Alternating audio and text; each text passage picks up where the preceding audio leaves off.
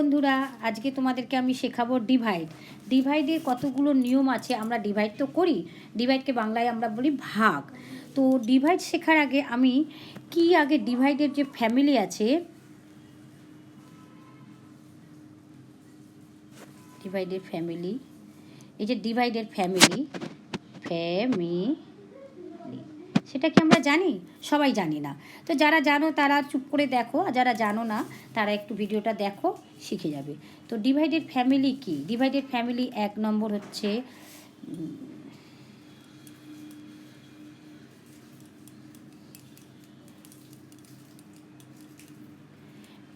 হলো ডিভাইসর।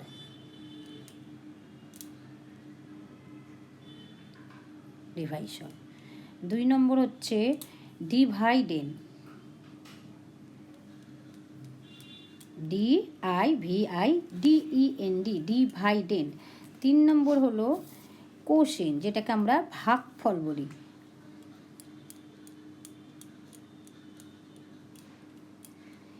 3 নম্বর হলো রিমাইন্ডার।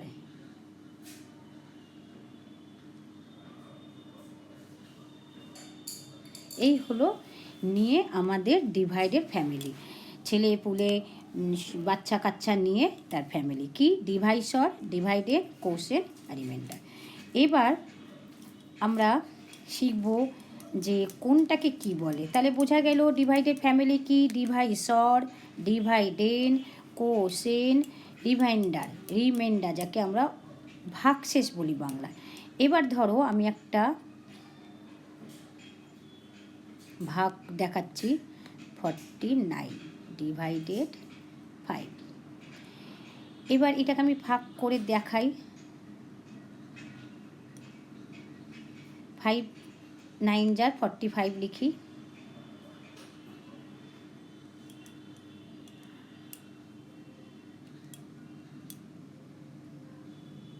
এটা কিন্তু 9 লিখছি, 45।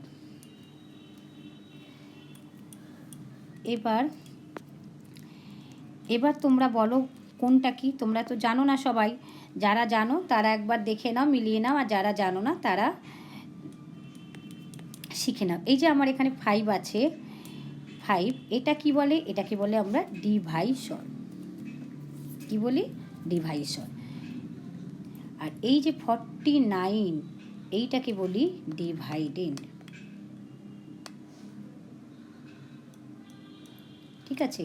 আর এই যে 9 হলো যেটা, এটাকে আমরা বলি কোশেন। আর এই যে দেখো অবশিষ্টাংশ যেটা রইল, সেটাকে আমরা বলি রিমাইন্ডার।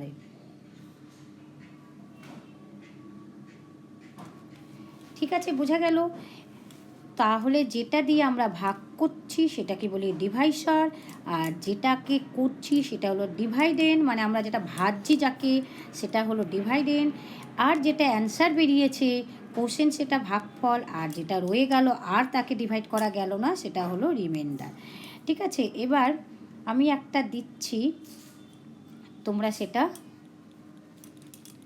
হোমওয়ার্ক করে আমাকে কমেন্টস করে অ্যান্সারটা দেবে।